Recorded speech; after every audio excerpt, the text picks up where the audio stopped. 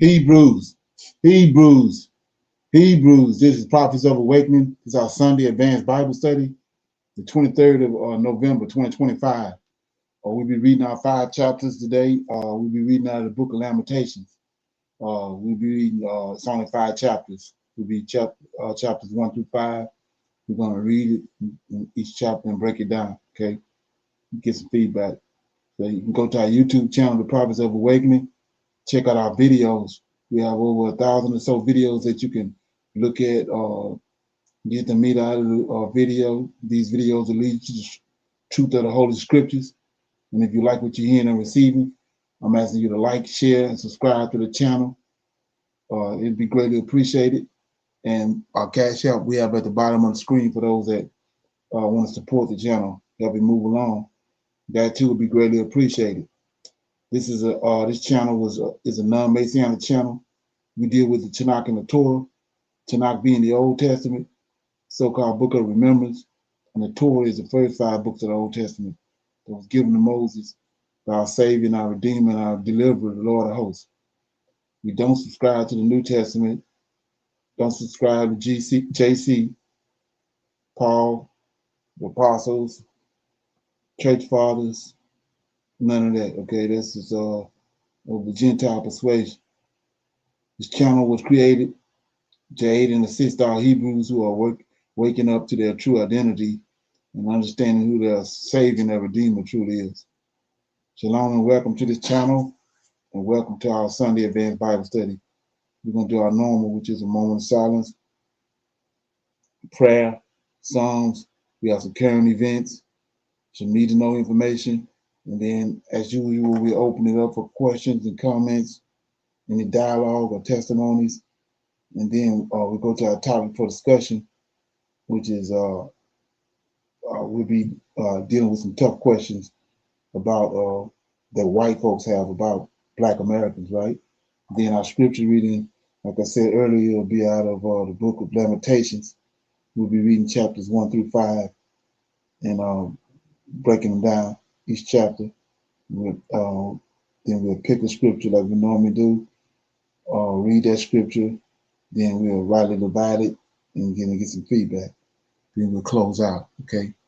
This moment of silence is for the Lord of Hosts, and all that He's doing is bring about our prophesied deliverance in these last days. O Lord, righteousness and uprightness belongeth unto Thee.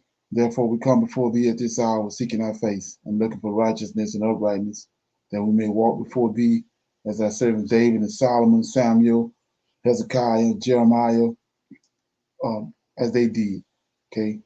For we desire to walk after Thee, O Lord, and to keep Your commandments and Your testimony, Your statutes with all our heart and soul, to perform the words of the covenant that was written down by Your prophets. O Lord, allow Thy face to shine upon Thy people. Hide not Thy face from us, for we need You so very much at this hour. Peace be unto You. Okay? So with that being said, I'm going to read a song. Okay?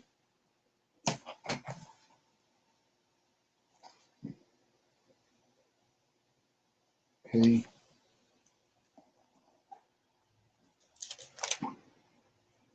I'll read Psalms 2. Why do the heathen rage? Why do the heathen rage and the people imagine a vain thing?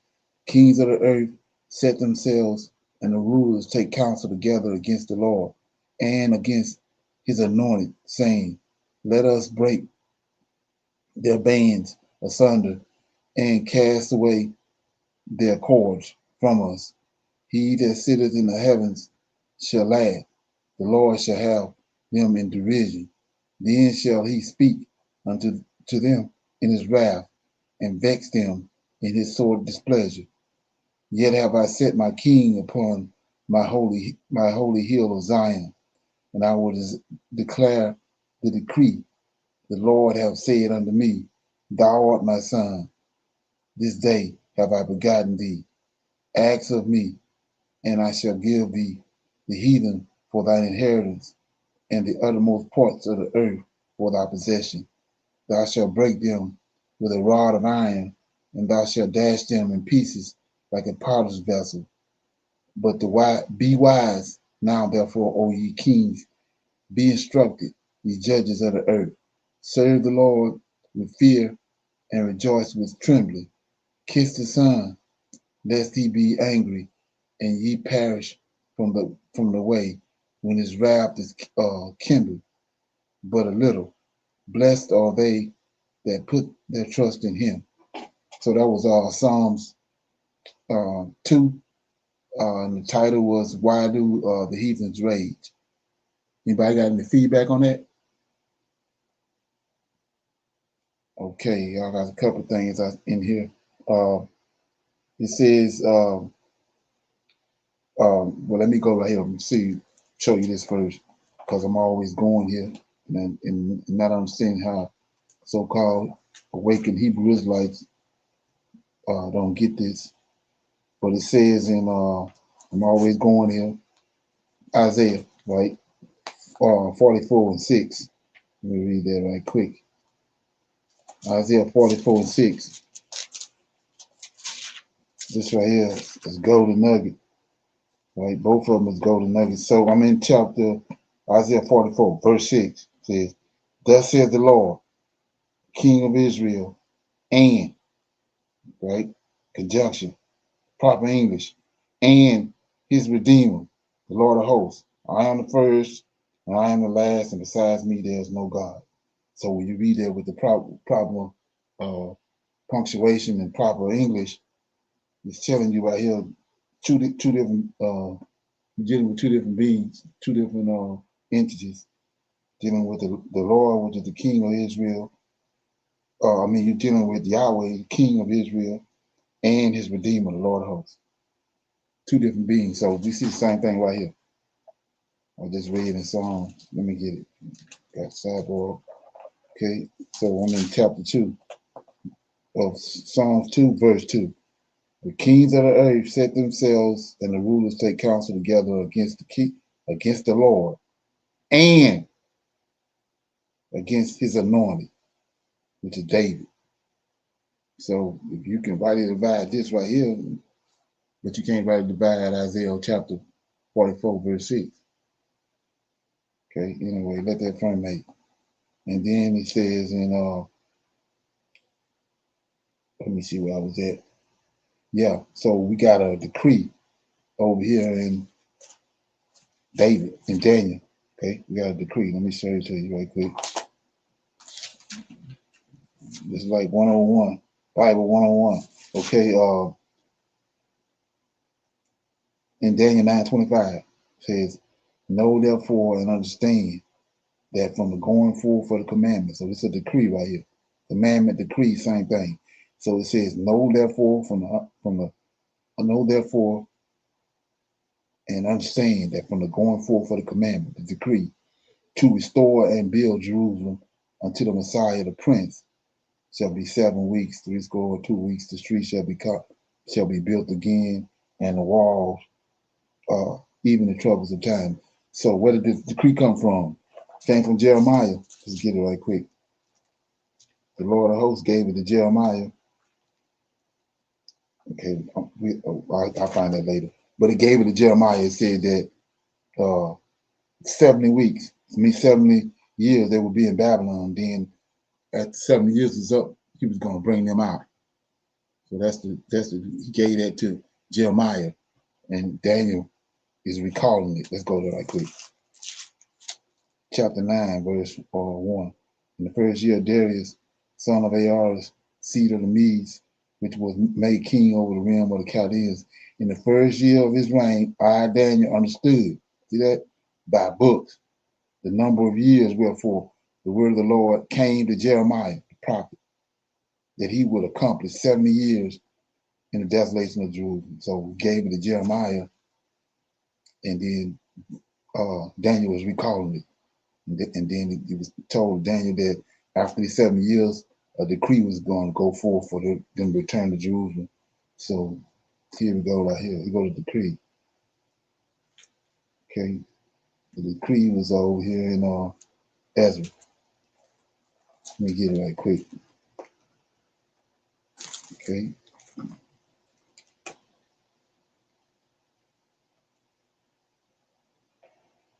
Okay, Ezra chapter 1. Now, in the first year of Cyrus, king of Persia, that the word of the Lord by the mouth of Jeremiah might be fulfilled, the Lord stirred up the spirit of Cyrus, king of Persia, that he made a proclamation. So, decree, proclamation, and commandment, all the same thing. Proper English. Okay, so he says, fulfill the Lord, stirred up the spirit of Cyrus, king of Persia.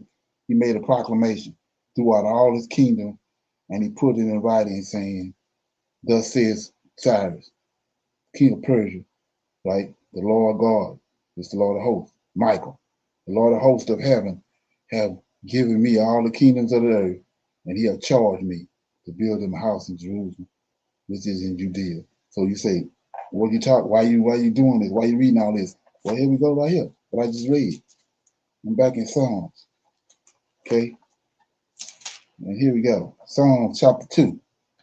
And verse 7. So you got that decree. Well, here goes a decree. Right here, this killed the New Testament. I will declare the decree. See that? This is a decree. The Lord have said unto me, David, thou art my son. Not JC. Way back here in Psalms 2. He gonna decree. I will declare the decree, the commandment, the proclamation. The Lord have said unto me, thou art my son. This day have I begotten thee. Ask of me. See that? So how can you go to JC? Ask of me, and I shall give thee the heathen. The Lord told David, ask me, and I shall give thee the heathen for thine inheritance, and the uttermost parts of the earth for thy possession. Keep going. Thou shalt break them with a rod of iron. David gonna break them with a rod of iron. Thou shalt dash them in pieces like a potter's vessel. Now here you go. You tell me who the Messiah is. Be wise now, therefore, O ye kings. The Lord is talking. Be wise now, therefore, O ye kings, and be instructed, ye judges of the earth. Serve the Lord with fear and rejoice with trembling. Kiss the Son. Who the Son is? Over here, chapter 1. Psalms 2 and 7. I will declare the decree. The Lord has said unto me, thou art my son. Talking to David. This day. So he got a son hidden in the bush. You let the Christian tell he got a son hidden in the bosom, but he got another son right here. Let that from me. But anyway, he says in verse 11, serve the Lord with fear and rejoice with trembling. Kiss the Son. It's way before JC came on the scene. Lest he be angry and ye perish from the way when his wrath is kindled but a little. Blessed are all they that put their trust in him. Okay. Any comments, questions on that? Okay. So with that being said, we're going to go to our current events, and then we'll play them like we normally do, and we'll get the feedback. Are aware Donald Trump has turned ICE, Border Patrol into his own private military. That includes, but it's not limited to National Guard and U.S. military. He says it's a training ground for people. Then ICE, in their effort to terrorize Americans and instill fear, they wear masks, and the FBI knows these masked agents are being mimicked by criminals, raping people. They don't give a shit. They're all in on the mask. They don't want people to see their faces. Of course, they're led by Kristi Noem and crazy nut fucking Nazi Stephen Miller. So this is what's going on in St. Paul, Minnesota, where ICE sprays protesters in the face.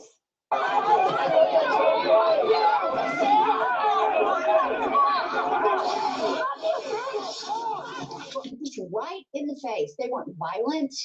They weren't crossing lines. At Replit, we believe everyone should be able to create software. Yes, sir.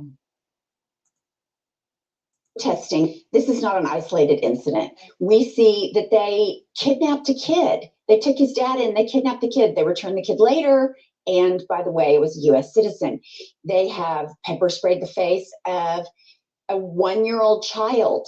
They've gone into a daycare and taken people out. Here's the problem. I mean, among many, but one that sticks out to me. They're recruiting the most bottom feeder people that have had no power, that they are disgruntled, that they've been sitting in mommy and daddy's basement, and now they're coming out and they just have a little bit of power and a lot of brokenness. And they are angry because they have just eaten and feasted on racism and rage. So they don't think a thing about point blank spraying pepper spray in a peaceful protester's face in the United States of America. And then we have in Detroit, Michigan, ICE officer tases and abducts just a woman. Oh my God, this man just like tased this woman. Border Patrol.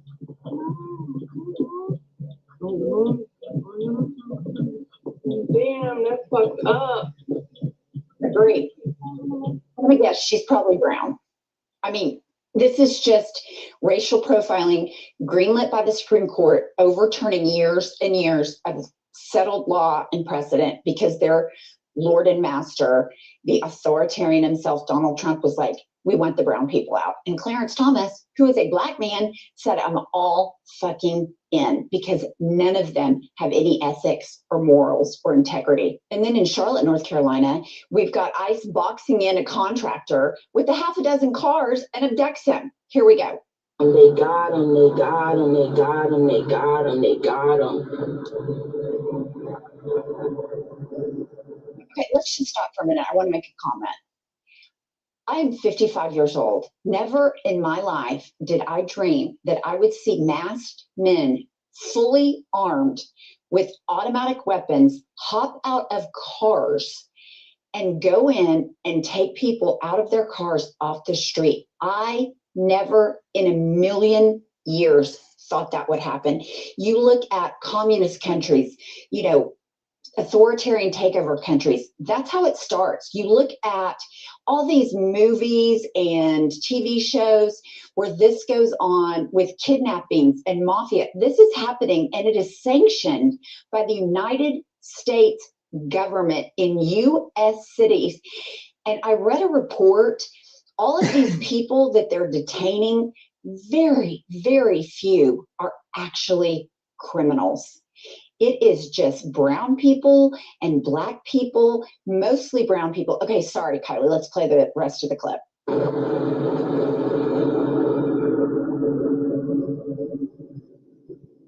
my God, this is not okay.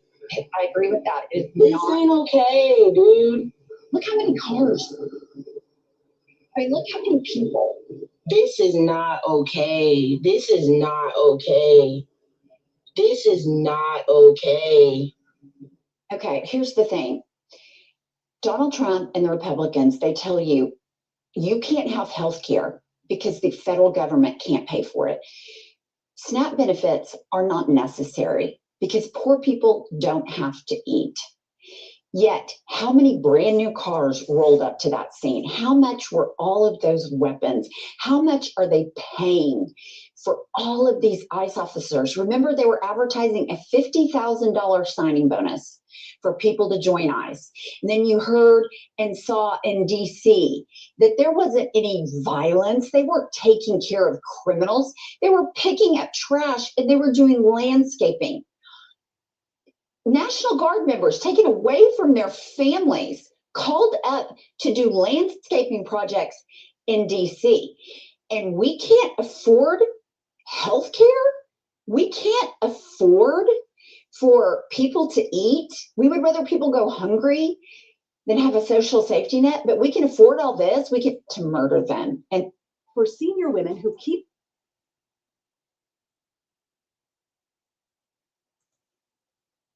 but we found out, because in court you have to have evidence, David J. Beer is reporting the federal government just dismissed charges against this woman who it accused of deliberately attacking its agents and trying to kill them. Instead, it now appears they tried to murder her.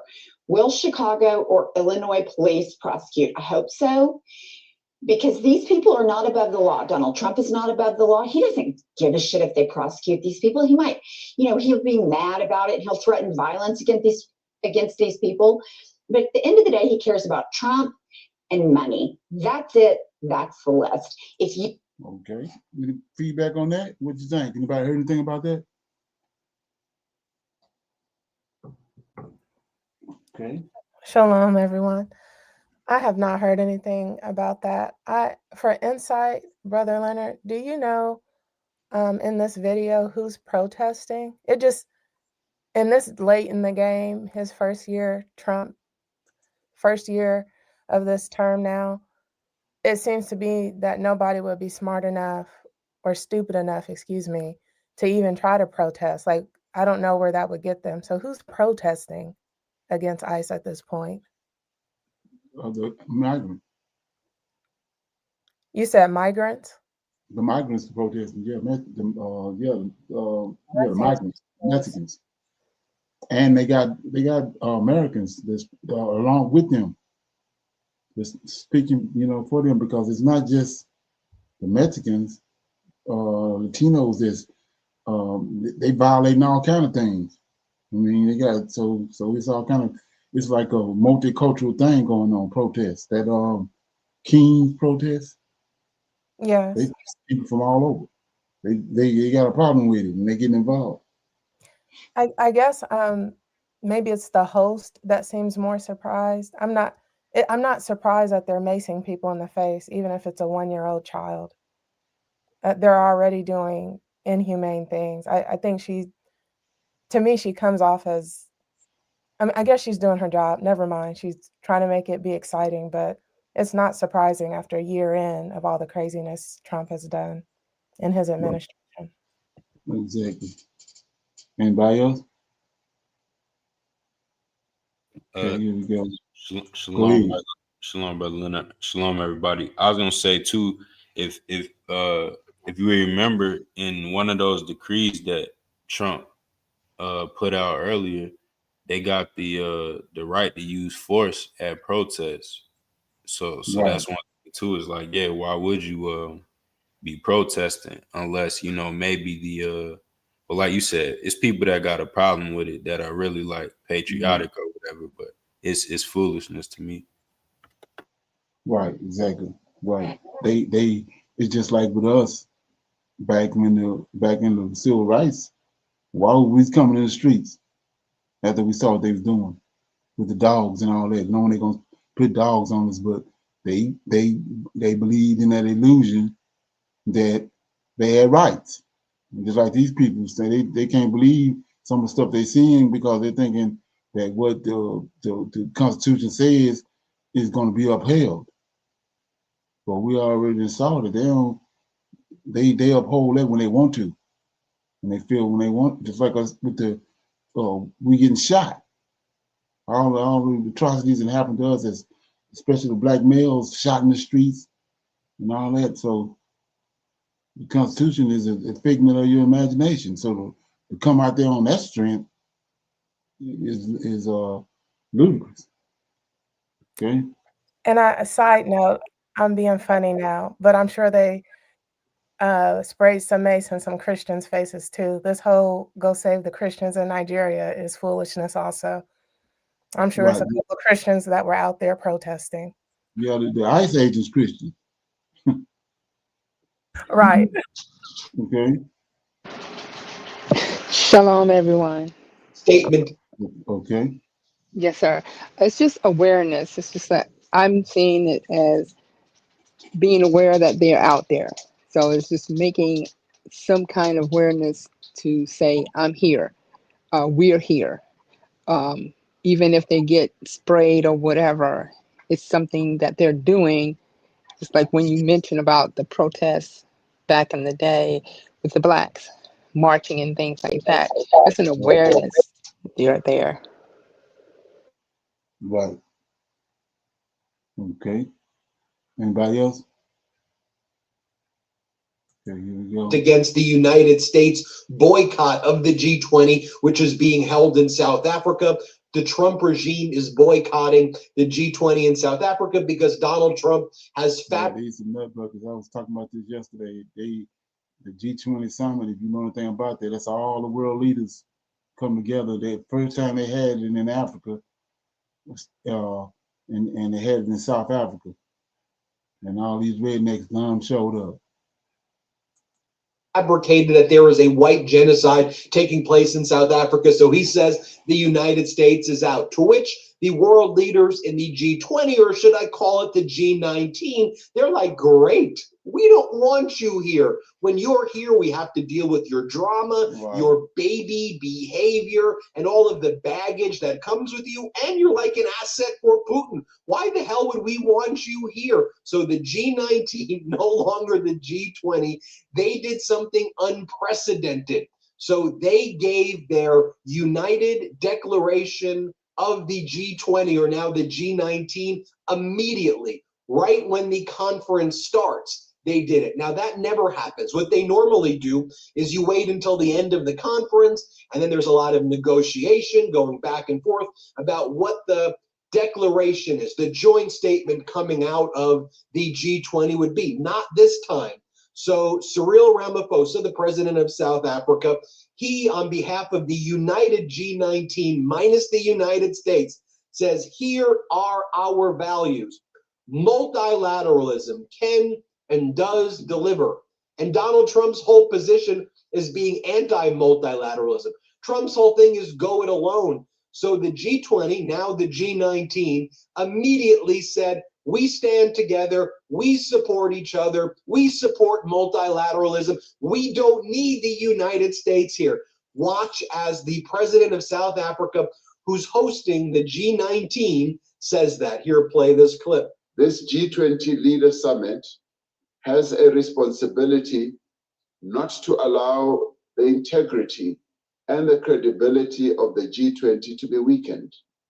In fact, from this summit, we should have a sense that the G20 has been strengthened. We thank all delegations that have worked together with us in good faith to produce a worthy G20 outcome document for this historic leaders meeting.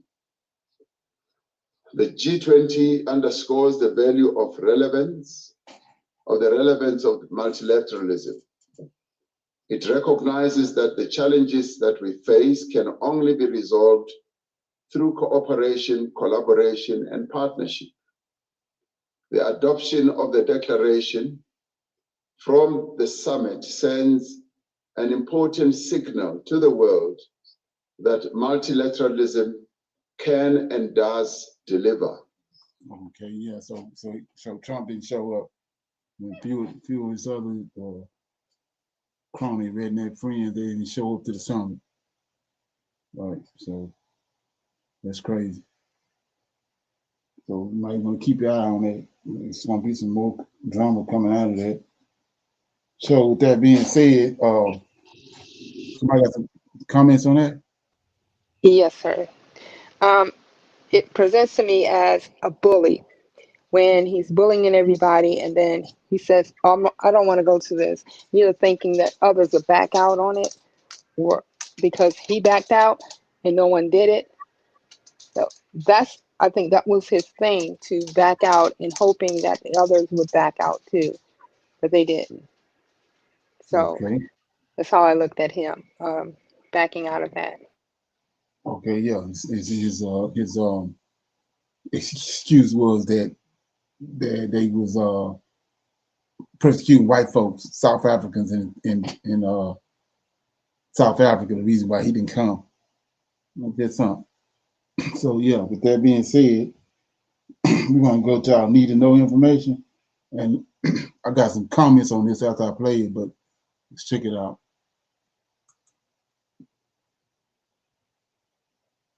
Let me get this right quick. Mhm.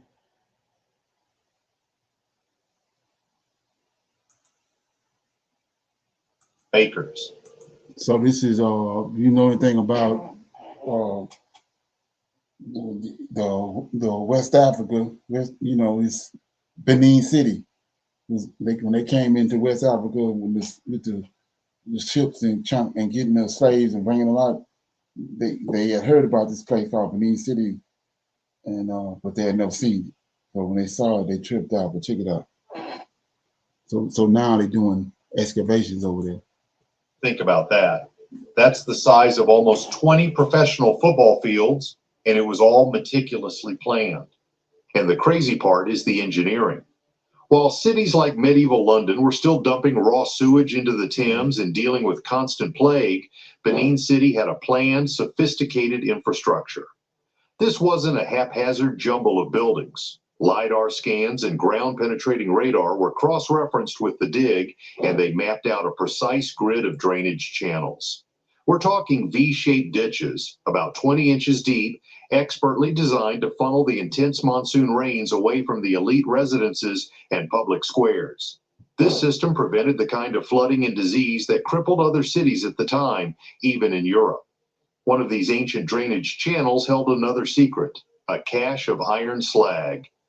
This is the industrial waste, the byproduct of bloomery furnaces. Analysis showed they were smelting ore at temperatures topping 2,200 degrees Fahrenheit. This was the industrial heart of the kingdom, the guild workshops that churned out the precursors to the world-famous Benin bronzes. In these layers, they found copper alloy bells and armlets, traded as far as Ife and even picked up by trans-Saharan caravans. This was already a massive deal. The finds were rewriting the timeline of West African industry. But the real tremor, the find that sent shockwaves through the entire field of history, hit in September of 2025. A trench sliced through the long-lost, fabled heart of the Oba's or King's Palace. A palace that was thought to be completely destroyed, turned to ash in memory by British torches in 1897. There they found the foundation trenches, and what most people don't realize is how they were built. They were aligned perfectly to the cardinal points: north, south, east, west. This is the exact same sophisticated solar alignment seen in Great Zimbabwe, hundreds of miles away, proving a shared advanced understanding of astronomy and cosmology. And here's where the theories get wild. Was this just for decoration, or was the Oba's palace something more? Some historians looking at this evidence are now speculating that the entire palace complex was designed as a kind of cosmic engine, a machine built to align with the sun and moon, a place for the Oba, who was seen as a divine link between the sky and the earth, to channel celestial power for the good of his kingdom. In China, Cascade Platinum Plus has a graceful.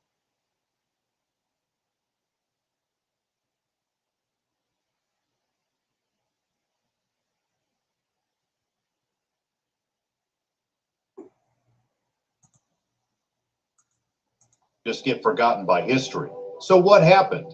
The answer lies in fire, gunfire, and a secret held in soldiers' diaries. Proof of the invasion. In January of 1897, a British trade delegation led by acting Consul General James Phillips decided he was going to force his way into Benin City. He wanted to convince the Oba to open up the kingdom to British trade, specifically palm oil and ivory. The Oba's chief sent multiple messages warning him not to come. It was a sacred period, the Igwe festival, and the Oba could not see any foreigners. Phillips was an arrogant man. He wrote to his superiors in London that the kingdom was a barrier to trade and that a show of force was needed. He brushed off the warnings as superstition. He marched on the city with a small force and a brass band, expecting to intimidate the Oba. He was wrong. The delegation was ambushed by Benin's warriors. Phillips and most of his party were taken out. The British Empire, the largest in the world, was humiliated. And more importantly, it finally had the excuse it had been looking for. That's how they operate, right there, like I was saying. The desire for Benin's wealth was no secret. Philip's demise was the moral green light they needed to take it all by force. The response was swift and terrifying. Just 1 month later, in February, they launched the punitive expedition. A force of 1,200 Royal Marines and sailors under the command of Admiral Sir Harry Rawson set sail. Okay, so like I said, this ain't nothing new. What they did in Black Wall Street ain't nothing new. They did it right here. And believe me, they got something planned for those Sahel, those three countries over there in Sahel, the Sahel. Believe that. They got something planned. But anyway, anybody familiar with Benin City? Anybody know anything about that? No, sir. Okay, so you might want to go and research it, Google it. But me looking at that, I keep on hearing all this information that's floating around now about Jerusalem, and them talking about how they saying, a lot of people don't understand, but they saying that was a metroplex. Jerusalem was a metroplex, and then a lot of people don't know that Hadrian, one of those Roman generals, right around the same time, right after, around the time when, right after Antioch Epiphanes had came, that that area was backfilled. Hadrian got a bunch of 2 or 3 legions of soldiers, and they backfilled it and covered the whole place up with dirt. It covered it over.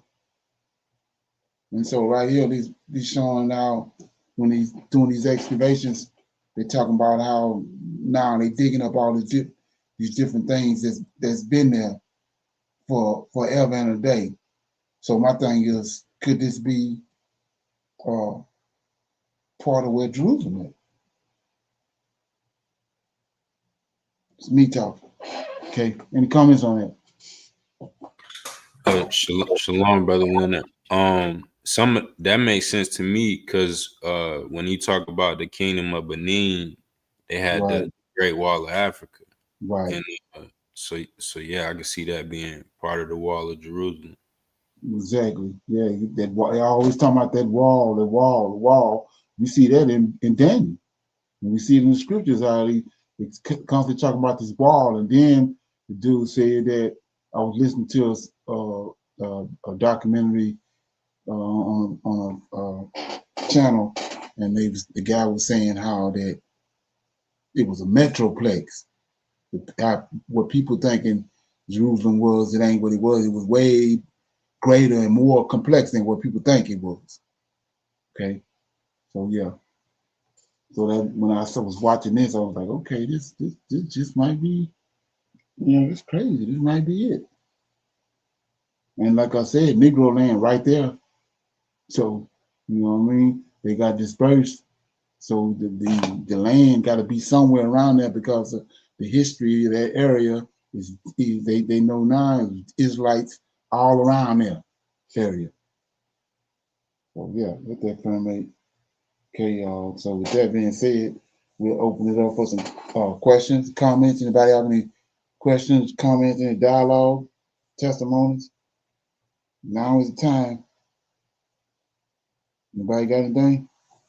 Shalom, brother Leonard. I was gonna say too on that with Benin. I used to see earlier when you first started playing videos about Torre that they were using Benin a lot. That's how they were getting into the Sahel. Like Benin was whoever was paying them, they Right. were that was their way in. So it's always been a lot of drama around Benin and Togo. So Right, exactly. yeah. Oh yeah. And the homie tied to that.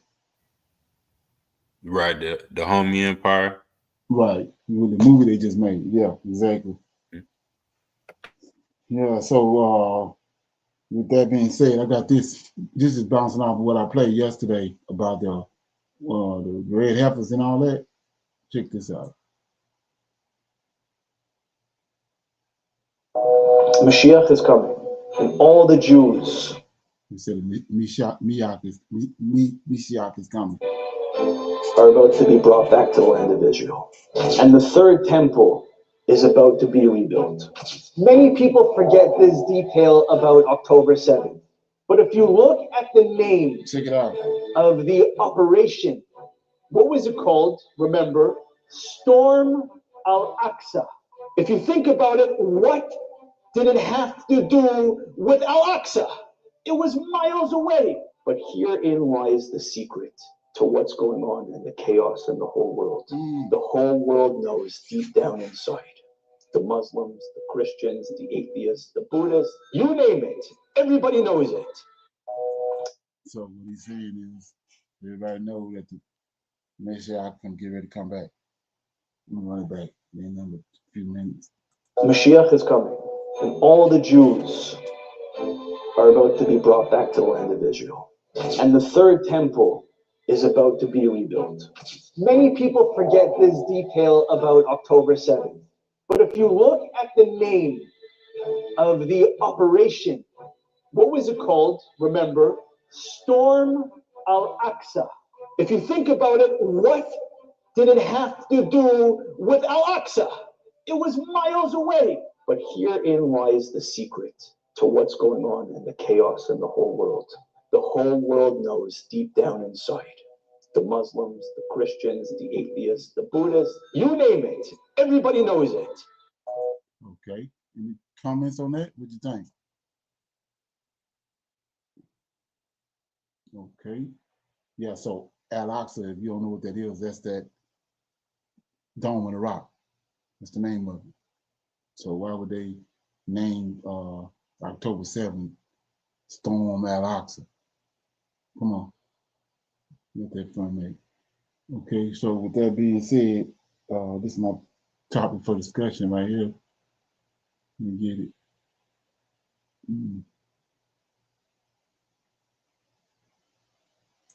Okay. I have no idea.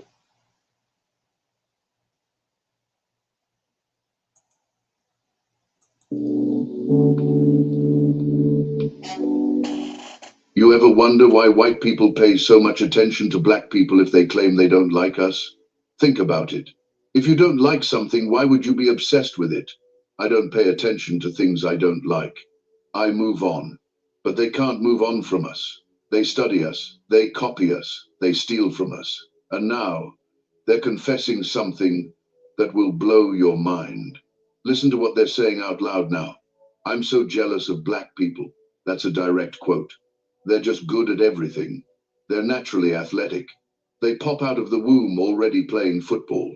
If they get into a fight, doesn't matter who the other person is, I'm putting my money on the black person. They win every time. That beautiful chocolate skin that never gets burnt.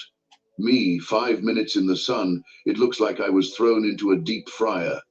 You hear that? That's jealousy spilling over into public confession. But here's what you need to understand. The liar knows what lie he told. You see what I'm saying? Even if someone made it deceitful and made you think the answer is over here, when the answer is really over there, they're still going to be looking over there. The one that tricked you knows where the truth is. Black people have lost their identity, but our oppressors have not lost our identity. They know exactly who we are. This is why they chopped those noses off the pharaohs and the Sphinx in Egypt in the first place. Without that nose, they can tell you this is whoever they want it to be. But with that nose, it can only be one thing. It can only be us. Why would somebody vandalize a whole face and only vandalize one part?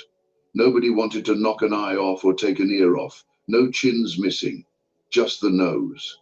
Because it's a brand. Its identity they had to erase. The answer is staring you right in the face. White people are jealous. Not sometimes, not secretly. They're admitting it now. They're asking tough questions about Black Americans because they're trying to figure out how we're still standing after everything they've done. They look at history and think, you heard what our ancestors did to their ancestors, but they're still here with us, still thriving, still creating, still dominating sports, music, culture, everything. Today I'm exposing the real reason behind their questions, their jealousy, and their centuries-long obsession with both destroying and stealing from Black people. This isn't conspiracy theory. This is confession straight from their own mouths. After this video, you'll never see their tough questions the same way. You'll see them for what they really are. Fear disguised as hate. Jealousy disguised as criticism. They don't hate you because you're poor. They don't hate you because you're different. They hate you because of one thing: your power, your melanin, your DNA, your unbreakable spirit. Let me break it down step by step, and I promise you, by the end of this video, you will never doubt your greatness again. Self-hate, internalized racism, all of it comes from this deliberate campaign to make Black people doubt themselves. Pattern example 2. Slavery and forced identity erasure from the 1600s to 1865. Let's go back further. The transatlantic slave trade. They didn't just kidnap millions of Africans and force them into physical bondage. They did something worse. They erased their identities. They stripped away African names and gave enslaved people English names, slave names, names of their oppressors. They separated families so children wouldn't know their parents. They banned African languages so people couldn't communicate in their mother tongue. They outlawed African religions and forced Christianity on enslaved people, but a twisted version of Christianity that told them to obey their masters. 400 years of free labor. Millions of Black people working from sunrise to sunset, building roads, picking cotton, constructing buildings, raising crops, creating the entire agricultural economy of the South, and they were paid nothing. Not a penny. Modern economists estimate that unpaid slave labor represents over $14 trillion in today's money. 14 trillion. That stolen wealth was stolen from your ancestors, and it was never paid back. But it didn't stop when slavery ended. The exploitation continued in new forms: cultural appropriation for profit, white artists stealing Black music genres and making millions, while Black artists who created those genres stayed poor. Elvis Presley became the king of rock and roll, but who invented rock and roll? Black musicians. Little Richard, Chuck Berry, Sister Rosetta Tharpe. They laid the foundation, and white artists took the credit and the money. Jazz, blues, hip-hop. Every single genre that Black people created was eventually taken over, commercialized, and profited from by white corporations, while Black artists struggled to get paid fairly. Japanese Americans who were interned during World War II got reparations. Jewish survivors of the Holocaust got reparations. But Black Americans whose ancestors built this country for free, nothing. And it's not just about money. Black families had their land stolen. A woman from Myrtle Beach, South Carolina, shared that she knows how many Black families had their land taken from them because it's still in the deed books at the courthouse. Legal theft documented in public records. And that wealth, that land, would have been passed down through generations. That's generational wealth that was stolen. Mass incarceration is modern slavery continuing the legacy. The 13th Amendment has a loophole. Slavery is illegal, except as punishment for crime. So they criminalized being Black and filled the prisons. It's the same system with a new name. And here's what really proves they're still working on this plan. They're not just affecting you, they're working on your great-grandchildren. That's how far into this plan they are. But you're busy worried about the next purse, the next pair of Jordans, the next watch. You're being a consumer slave, exactly what they want you to be. All of it. Black creation, fashion, streetwear, sneaker culture, urban fashion. Black influence, language, slang, vernacular, the way people talk, the phrases that go viral. Black origin, dance, from African tribal dances to modern hip-hop choreography. Black movement, food, soul food, barbecue techniques, flavor profiles. Black cuisine influencing American food culture. Everything they do is just cooler. They've got good style, good taste in music. They can cook good. That's what they said. That's their admission. Resilience as cultural inheritance. Your ancestors could survive harsh environments without sunscreen or medication. They survived the Middle Passage. They survived slavery. They survived Jim Crow. They survived lynching. They survived everything designed to kill them. And they're still here. Okay. Any comments on that? What you think? That's Dark Bible Stories. Tough questions about Black Americans. If you want to watch all of that, I think it's like an hour long. Anybody got any comments? Questions on that? Okay. Shalom. So far, he's explaining exactly what's happened and happening. Okay. So with that being said, we're gonna go to our scripture reading. Like I said, we'll be reading out of the Book of Lamentations. We'll be reading chapters 1 through 5. We'll read each chapter, then we'll break it down, rightly divide it, and then go to the next one. Okay, you're gonna read chapter 1, Nidra?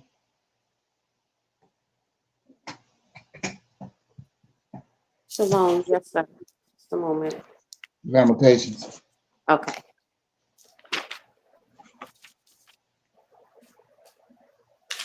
I didn't have I apologize, my bookmark wasn't there. Okay.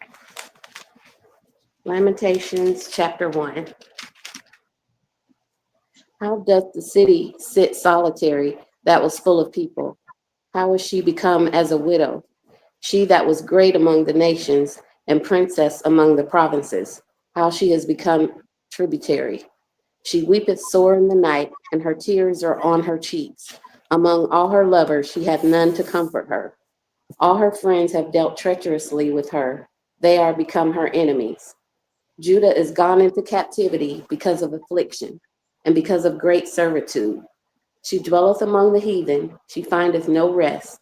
All her persecutors overtook her between the straits.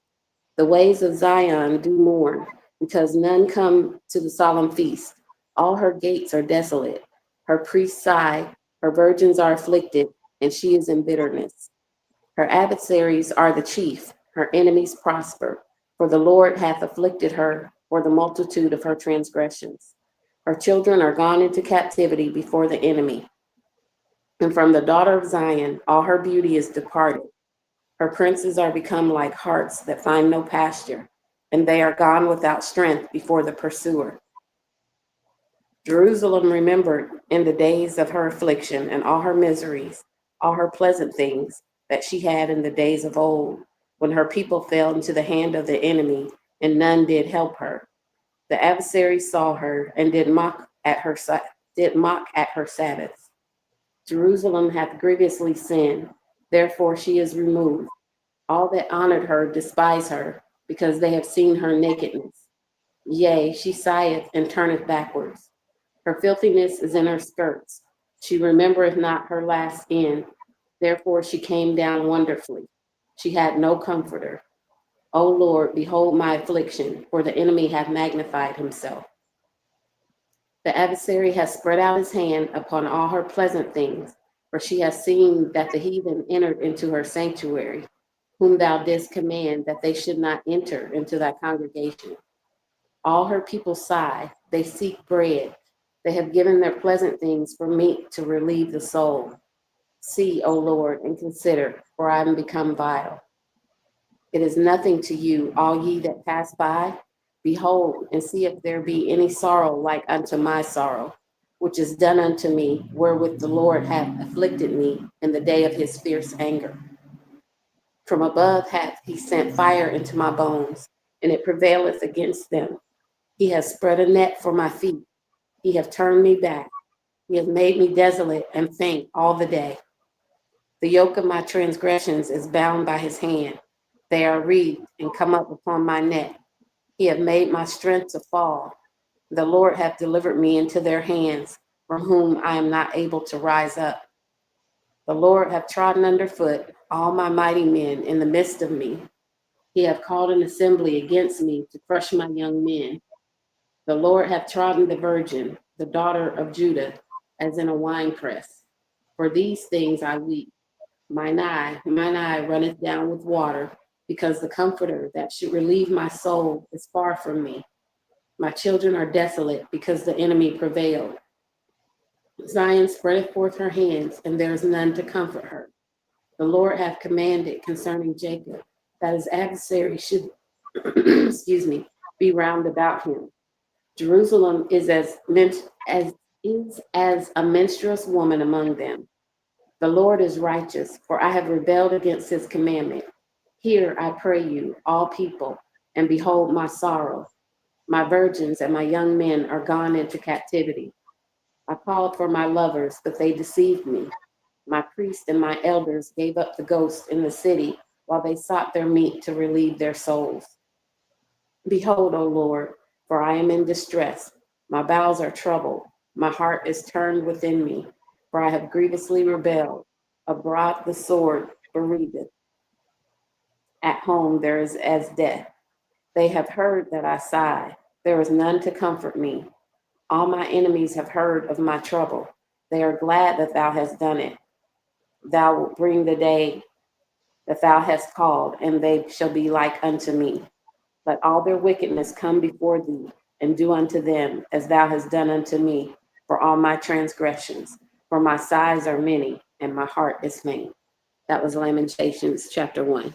Shalom. Yeah, so in the process of reading these 5 chapters, I'm going to put some on your mind.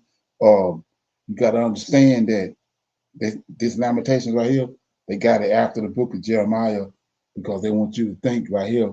You got to remember what they did. They took out the whole, everything that happened with Antiochus Epiphanes. It's prophesied in Daniel, but it's not in here. It's over in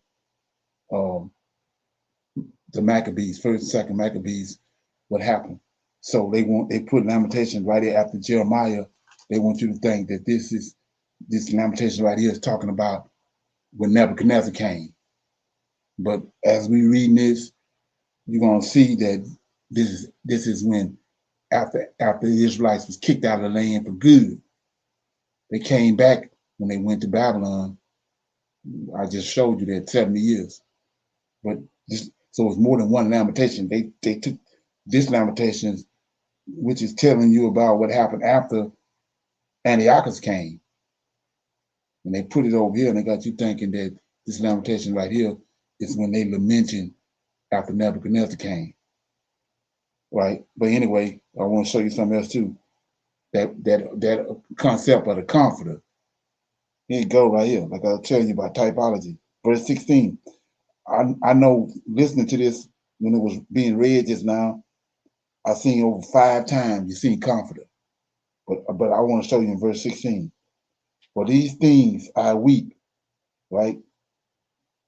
Mine eyes, I weep mine eyes, mine ears, my eyes run down with water, because the comforter that should relieve my soul is far from me. My children are desolate. See that? So this ain't the comforter, the Father, Son, and the Holy Ghost. This is the Lord of hosts. Okay, let that from me. You want to read chapter 2, Brittany? Yes, sir. Lamentations 2.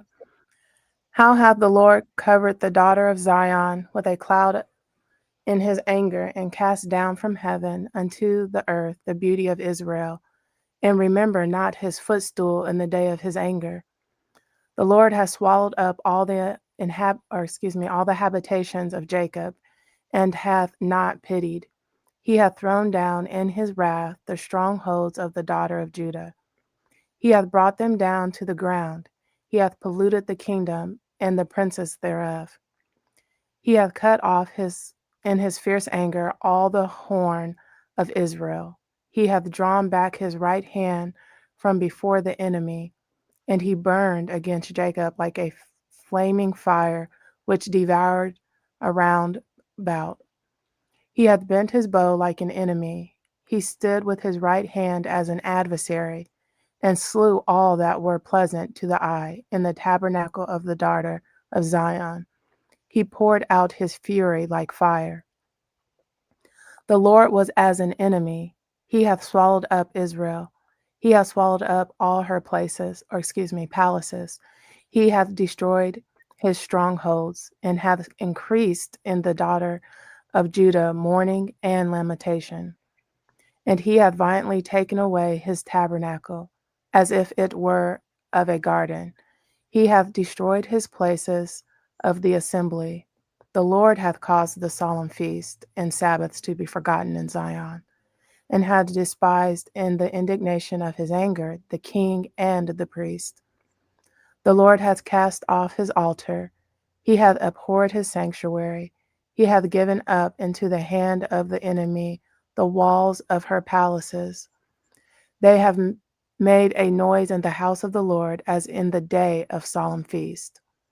The Lord hath proposed to destroy the wall of the daughter of Zion. He hath stretched out a line. He hath not withdrawn his hand from destroying. Therefore he made the rampart and the wall to lament. They languished together. Her gates are sunk into the ground.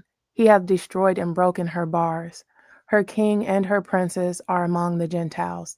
The law is no more. Her prophets also find no vision from the Lord. The elders of the daughter of Zion sit upon the ground and keep silence. They have cast up dust upon their heads. They have girded themselves with sackcloth. The virgins of Jerusalem hang down their heads to the ground. Mine eyes do fail with tears.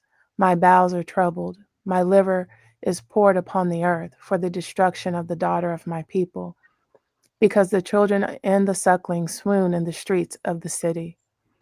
They say to their mothers, where is corn and wine? When they swoon as the wounded in the streets of the city, when their soul was poured out into their mother's bosom. What thing shall I take to witness for thee? What thing shall I liken to thee, O daughter of Jerusalem? What shall I equal to thee, that I may comfort thee, O virgin daughter of Zion? For thy breach is great like the sea. Who can heal thee? Thy prophets have seen vain and foolish things for thee, and they have not discovered thine iniquity to turn away thy captivity, but have seen for thee false burdens and causes of banishment. All that pass by clap their hands at thee. They hiss and wag their head at the daughter of Jerusalem, saying, is this the city that men call the perfection of beauty, the joy of the whole earth? All thine enemies have opened their mouth against thee. They hiss and gnash the teeth. They say, we have swallowed her up. Certainly this is the day that we looked for. We have found, we have seen it. The Lord hath done that which he had devised. He hath fulfilled his word that he had commanded in the days of old. He hath thrown down and hath not pitied, and he hath caused thine enemy to rejoice over thee. He hath set up the horn of thine adversaries. Their heart cried unto the Lord, O wall of the daughter of Zion, let tears run down like a river, day and night. Give thyself no rest. Let not the apple of thine eye cease. Arise, cry out in the night. In the beginning of the watches, pour out thine heart like water before the face of the Lord. Lift up thy hands toward him for the life of thy young children, that faint for hunger in the top of every street. Behold, O Lord, and consider to whom thou hast done this. Shall the woman eat their fruit, and children of a span long? Shall the priest and the prophet be slain in the sanctuary of the Lord? The young and the old lie on the ground in the streets. My virgins and my young men are fallen by the sword. Thou hast slain them in the day of thine anger. Thou hast killed and not pitied. Thou hast called as in a solemn day my terrors around about, so that in the day of the Lord's anger none escaped nor remained. Those that I have swallowed and brought up hath mine enemy consumed. That's Lamentations chapter 2. Okay, got anything on that? It said it, and I can't remember what verse, I'm sorry, that the Lord had did what he promised. And I just remember from earlier in the Tanakh how the Lord does say, if you follow the commandments, this is what will happen, and if you don't, this is what will happen. So even before Jeremiah, Ezekiel, and everybody else, earlier back with Moses, he had already prophesied what would happen if you weren't following the commandments. And then also, Brother Leonard, chapter 2 does read like it can't be Babylon just because of all Right. the horrible things that are happening in Exactly. Zion, in Jerusalem. Right. So like I was saying, verse 9, this is the killer right here. So it says, her gates are sunken into the ground. He have destroyed and broken her bars. Her king and her princes are among the Gentiles. That's the third beast. See that? Then the law is no more. They had the law when they was in Babylon. Okay.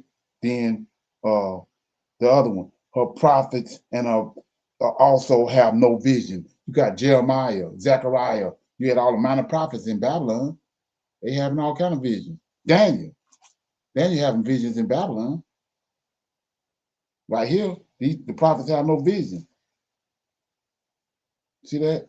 So this is big because they want you to think that this happened. This lamentation right here is after Nebuchadnezzar, and then, so you can see the plot because they don't have what came to pass with the third beast. The third beast ain't in here. What happened with we have the vision and then the interpretation, but it didn't come to pass. Like I said, it's over in Second Maccabees. So anyway, he go another one right here. It says, I'm gonna go to Daniel right quick, show you what I was talking about. Daniel chapter 8 says, Gabriel talking to Daniel 19, and he said, behold, I will make thee know what shall be in the last end of indignation. For at the time appointed, the end shall be. This is the end of Israel as a nation. That's when Antiochus coming. Not Nebuchadnezzar. They already in Babylon. So he having dreams. Daniel in Babylon. He having dreams of the nation of Israel coming to an end. So that's right here. Lamentations when the Gentiles came, the Greeks came. Okay, so we got one more I had. So yeah, 17. The Lord have done that which he had devised.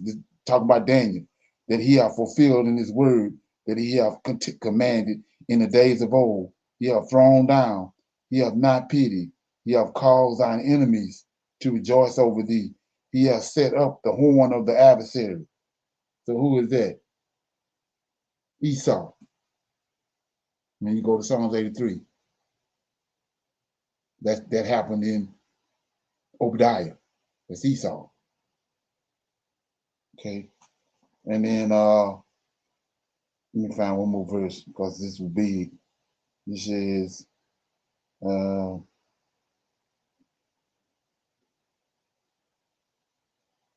okay, I think it's 20. Behold, O Lord, that consider to whom thou hast done this. Shall the woman eat their fruit, and the children of a span long? Shall the priest and the prophets be slain in the sanctuary of the Lord? Okay, that's not it. I was trying to find when he said, none shall escape. So you say, it says none shall escape, right? So when you go to, let me see, you go to Obadiah right quick. So when you go to the book of Obadiah, that is the third beast. When the Greeks came, let me get it.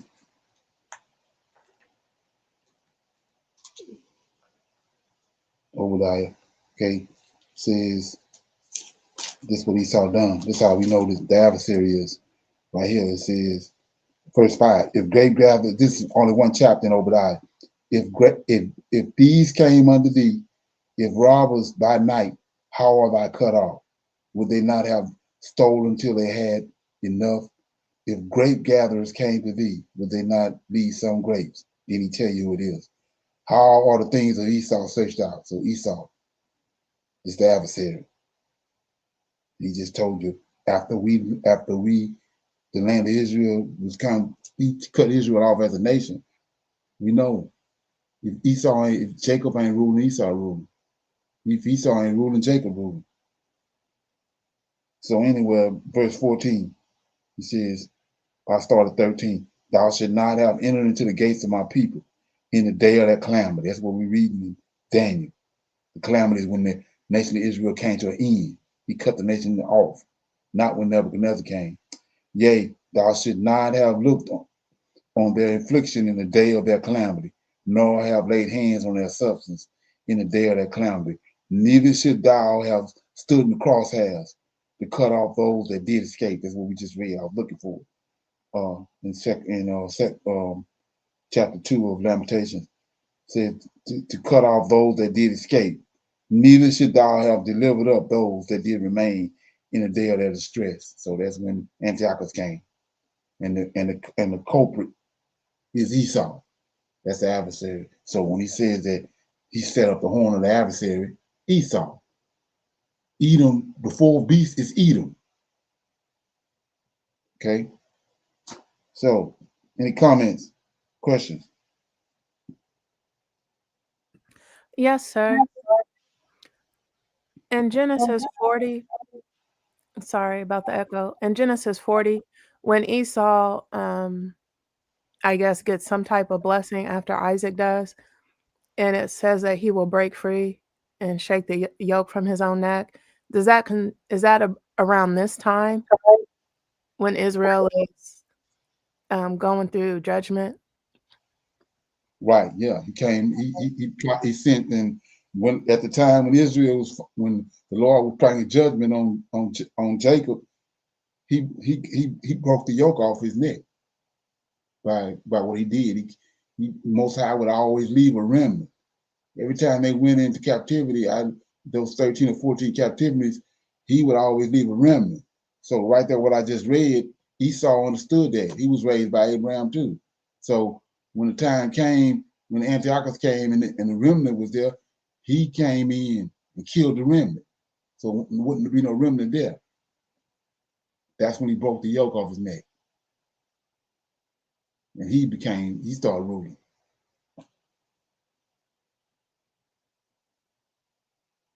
Okay, so with that being said, you're gonna read chapter 3, AJ, 3 and 4. I'll read the last chapter. Can you handle that? Right, yes, sir. Okay. And so Lamentations chapter 3, and it says, the rod of God's wrath. I am the man that have seen affliction by the rod of his wrath. He hath led me and brought me into darkness, but not into light. Surely against me is he turned. He turneth his hand against me all day. My flesh and my skin hath he made old. He hath broken my bones. He hath builded against me, and compassed me with gall and travail. He hath set me in dark places, as they that be dead of old. He hath hedged me out, that I cannot get out. He hath made my chain heavy. Also, when I cry and shout, he shutteth out my prayer. He hath enclosed my ways with hewn stone. He hath made my paths crooked. He was unto me as a bear lying in wait, and as a lion in secret places. He hath turned aside my ways and pulled me in pieces. He hath made me desolate. He has bent his bow and set me as a mark for the arrow. He has caused the arrows of his quiver to enter into my reins. I was a derision to all my people in their song all the day. He hath filled me with their bitterness. He hath made me drunken with wormwood. He hath also broken my teeth with gravel stones. He hath covered me with ashes. And though thou hast removed my soul far off from peace, I forgot prosperity. And I said, my strength and my hope is perished from the Lord. Remembering my affliction and my misery, the wormwood and the gall, my soul hath them still in remembrance and is humble in me. This I recall to my mind. Therefore I have hope. Therefore have I hope. It is of the Lord's mercies that we are not consumed, because his compassions fail not. They are new every morning. Great is thy faithfulness. The Lord is my portion, saith my soul. Therefore will I hope in him. The Lord is good unto them that wait for him, to the soul that seeketh him. It is good that a man should both hope and quietly wait for the salvation of the Lord. It is good for a man that he bear the yoke in his youth. He sitteth alone and keepeth silence, because he hath borne it upon him. He putteth his mouth in the dust. If so, be there may hope. Let me read that. He putteth his mouth in the dust. If so, be there may be hope. He giveth his cheek to him that smiteth him. He is filled full with reproach. For the Lord will not cast off forever, but thou he caused grief. Yet will he have compassion according to the multitude of his mercies. For he doeth not afflict willingly, nor grieve the children of men, to crush under his feet all the prisoners of the earth, to turn aside the right of a man before the face of the Most High, to subvert a man in his cause. The Lord approveth not.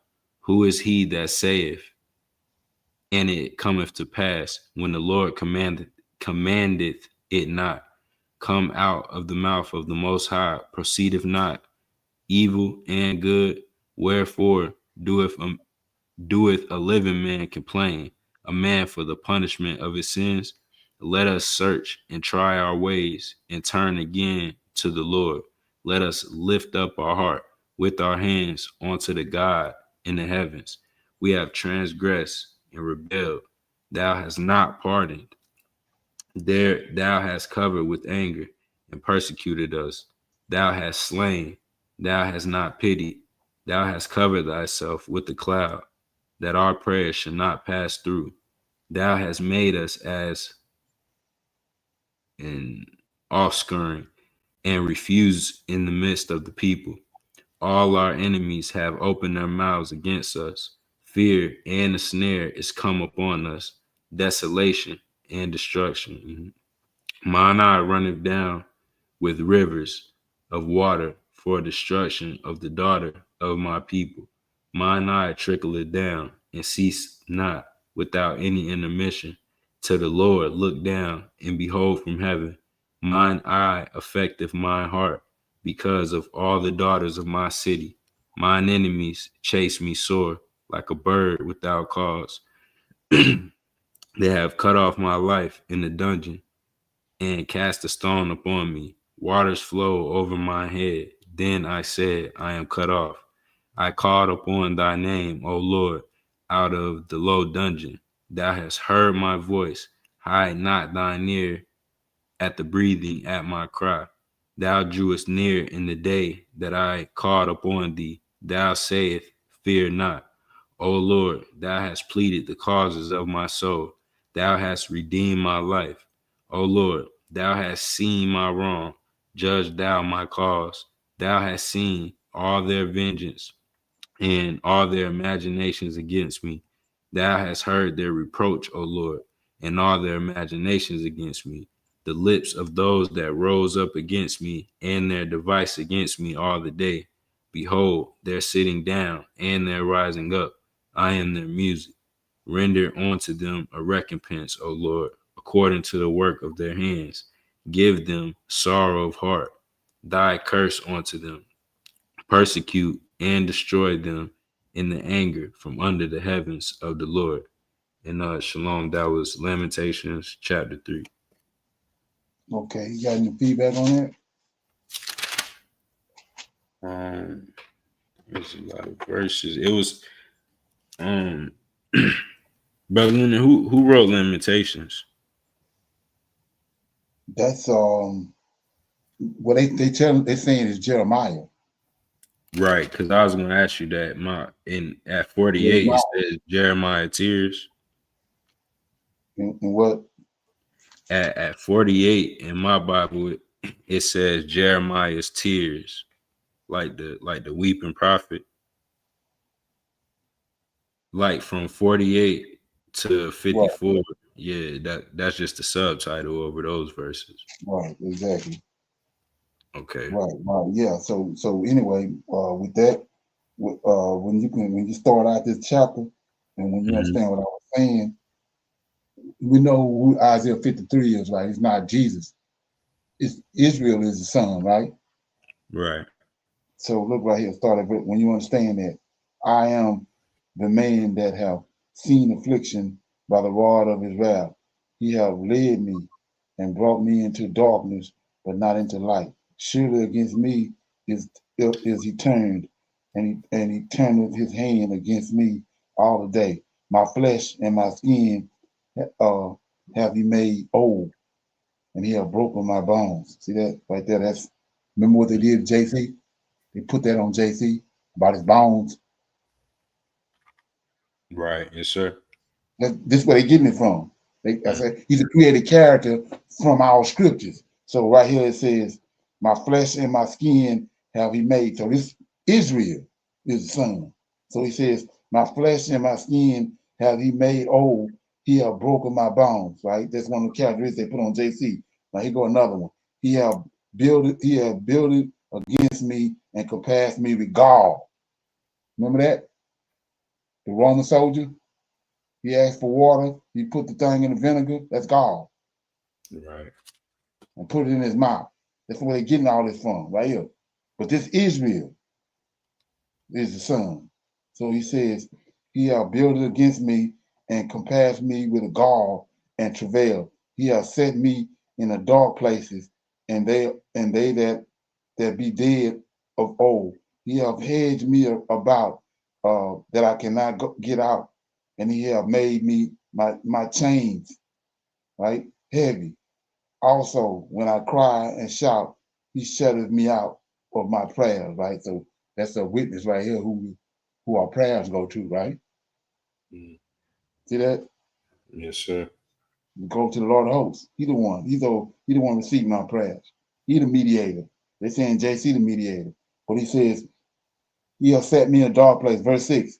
He has set me in dark places, as they that be dead of old. He have hedged me about, and I cannot get out, and he have made my chains heavy. Also, when I cry and shout, he shutteth out my prayers. He have enclosed my ways with headstone, and he have made my paths crooked.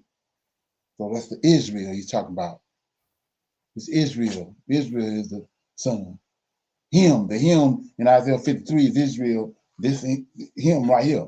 The he and the him over here is Israel also. So you're not going to rightly divide this if you don't know that. Okay. You got anything else on that? No, sir. Okay. All right. So chapter 4. Right. Yes, sir. So the precious sons of Zion. How is gold become dim? How is the most fine gold changed? The stones of the sanctuary are poured out in the top of every street. The precious sons of Zion, comparable to fine gold, how are they esteemed as earthen pitchers, the work of the hands of the potter? Even the sea monsters draw out the beasts. They give suck to their young ones. The daughter of my people is become cruel, like the ostriches in the wilderness. The tongue of the sucking child cleaveth to the roof of his mouth for thirst. The young children ask bread, and no man breaketh it unto them. They that did feed delicately are desolate in the streets. They that were brought up in scarlet embrace dunghills. For the punishment of the iniquity of the daughter of my people is greater than the punishment of the sin of Sodom, that was overthrown as in a moment, and no hand stayed on her. Her Nazarites were purer than snow. They were whiter than milk. They were more ruddy in body than rubies. Their polishing was of sapphire. Their vestige is blacker than a coal. They are known in the streets. Their skin cleaveth to their bones. It is withered. It is become like a stick. They that be slain with the sword are better than they that be slain with hunger. For these pine away, stricken through for want of the fruits of the field. The hands of the pitiful woman have sodden their own children. They were their meat in the destruction of the daughter of my people. The Yeah, Lord has let me deal with that right quick before I forget. right. Yes, sir. So right there when it says verse 10, the hands of the pitiful women have sodden their own children. What do you think that means? I know it says that in the curses. Yeah. But I mean, the verses before this, they're talking about people going hungry. So I mean, So maybe they didn't cook their children in a pot. Right. That's what they're saying. Right. They made the stew, a roux out of. I mean, you know what I'm saying? They cut them up and put them in a pot like you do meat, and they ate them. That's what they're saying. Remember, it says that you can't mix meat. It says that back there, I think in Leviticus. Mm-hmm. Just to give you the understanding of what Sodom means. He said you can't Sodom a kid goat with a lamb. So Sodom, it means when you put it in a pot and put water on it and brew it and make like a stew or roux or whatever. Right. So that's what he's saying right here. It says the hands of the pitiful women have sodden their own children, that they were their meat. See that? They ate them. They put them in, they cooked the meat, cooked them like they cooked meat, and they ate them. Okay, go ahead. Okay, right. In verse 11, the Lord hath accomplished his fury. He hath poured out his fierce anger, and hath kindled a fire in Zion, and it hath devoured the foundations thereof.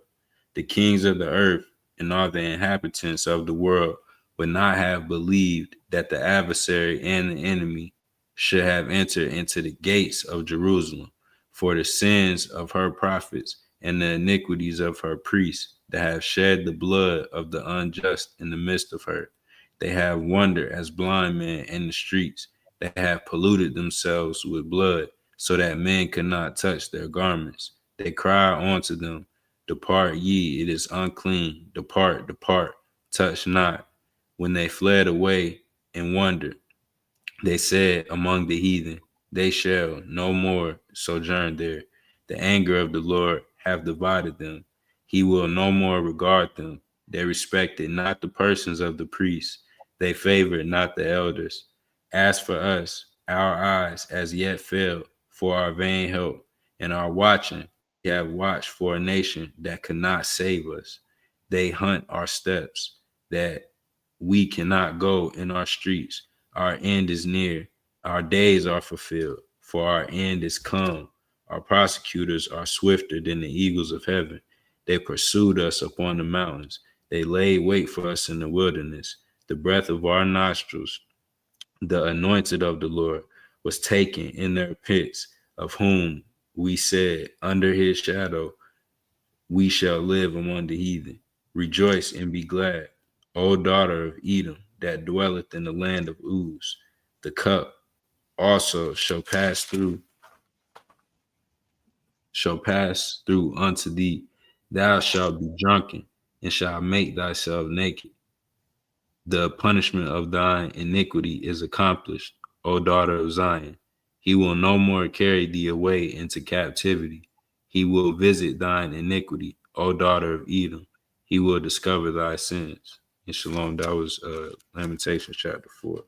So this last verse, and I'll show you another verse, is showing you that it's not Babylon. 22, this is what Daniel just said in verse chapter 8. The Lord's indignation is coming to a full. That's when Antiochus came. They were kicked out. So 22 says, The punishment of thy iniquity is accomplished, O daughter of Zion. He will no more carry thee into captivity. See that? Ain't no more captivities. This is the last one right here. This is when Antiochus came. See that? Right. He says, he will no more carry thee into captivity. He will visit thine iniquities, O daughter of Edom. He will discover thy parts. And then over here in 17, verse 17, as for us, our eyes are yet fell for our vain help. In our watching, we have watched for a nation that could not save us. They hunt our steps, that we cannot go in our streets. Our end is near. Our days are fulfilled, and our end is come. Same end in there. But this is my point. If you read First Maccabees, remember what it said? They couldn't come out in the streets. Right. And they hunted them in the mountains. Right. There it is, right there. Mm-hmm. So, like I said before, a lot of people don't know this, but this Lamentations right here, they got you thinking it's when. Remember when they sung the song? They wanted them to sing a song by the rivers of Babylon. Right. Yes, sir. That's another lamentation. It ain't this one. But they got you thinking this lamentation right here is when they was in Babylon. Because they took the temples off. They dealing with 70 AD. That was Herod temple. That wasn't Zerubbabel temple. Herod built the temple. Edomite and Zerubbabel and them told him, you can't build no temple. You can't help us. You ain't got nothing to do with our God and our temple and our land. So that temple that they got in Jewish history and got it factored into our chronology of our history. It's an Edomite temple. It ain't got nothing to do with us. It ain't got nothing to do with no. When you trying to line out in these last days our the prophecies that pertain to us, it has nothing to do with it. Yeah. So I don't know if anybody knew that or not, but yeah, they saying that this is after they came out of Babylon, when they went to Babylon on their way there, they was lamenting. That's what lamentation means, lament. Okay. Mm-hmm. So I'm gonna read chapter 5. There's a prayer of suffering. Remember, O Lord, what has come upon us. Consider and behold our reproach. Our inheritance is turned to strangers, our houses to aliens. We are orphans and fatherless. Our mothers are as widows. We know we have drunken our water for money. Our wood is sold unto us. Our necks are under persecution. We labor and have no rest. We have given the hand to the Egyptian and to the Assyrian to be satisfied with bread. Our fathers have sinned and are not, and we have borne their iniquity. Servants have ruled over us. There is none that do deliver us out of their hands. We get our bread with their parole of our lives because of the sword of the wilderness. Our skin was black like an oven because of the terrible famine. They ravished the women in Zion and the maids in the cities of Judah. Princes are hanged up by their hand. The faces of the elders were not honored. They took the young men to grind, and the children fell under the wood. The elders have ceased from the gate, the young men from their music. The joy of our hearts is ceased. Our dance is turned into mourning. The crown is fallen from our head. Woe unto us that we have seen. For this our hearts is faint. For these things our eyes are dim because of the mountain of Zion, which is desolate. See that? Desolate. The foxes walk upon it. Thou, O Lord, remaineth forever. Thy throne from generation to generation. Wherefore do thou forget us forever and forsake us us so long a time? Turn thou us unto thee, O Lord, and we shall be turned. renew our days as of old, but thou hast utterly rejected us. See that? Thou art very wroth against us. So this is what Daniel was talking about. It's not the Babylonian captivity. So with that being said, anybody got any comments, questions on that? That'd be something to go go on a hunt, try to, rightly divide that, figure it out. But we're gonna pick a scripture and we'll read that scripture, then we'll break it down, we'll close out.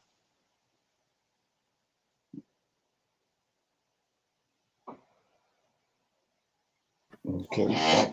Brother Leonard, I'll go to Joel chapter 3. Okay. Where it says in verse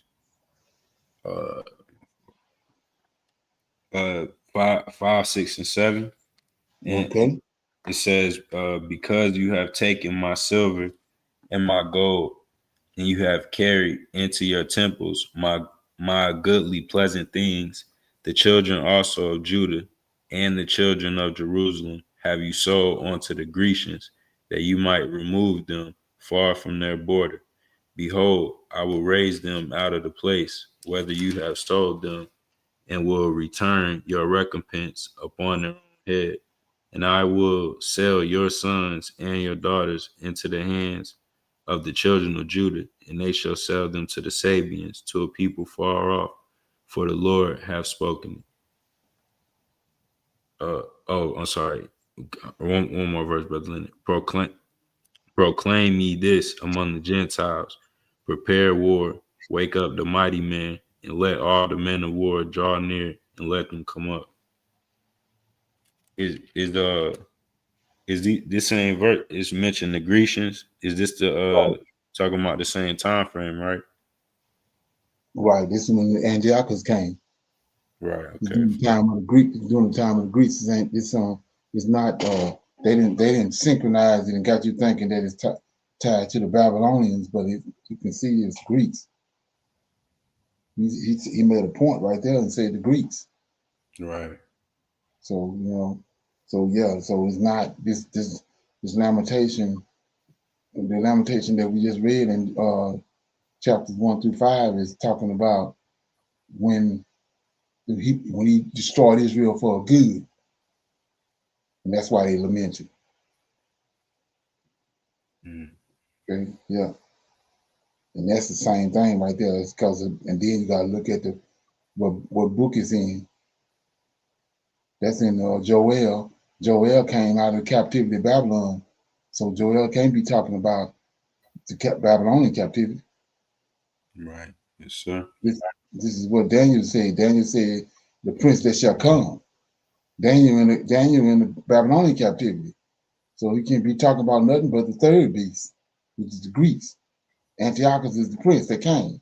That's what Joel talking about. Third beast, which is not in here. They took it out. Okay. Anybody else got anything before we go? Okay. So with that being said, I'm gonna say shalom. Shalom. I see everybody on Tuesday night. We have our men's non-Messianic conversation. The women come in through YouTube. I'll see y'all then. Shalom, shalom, and another shalom. Shalom, everybody.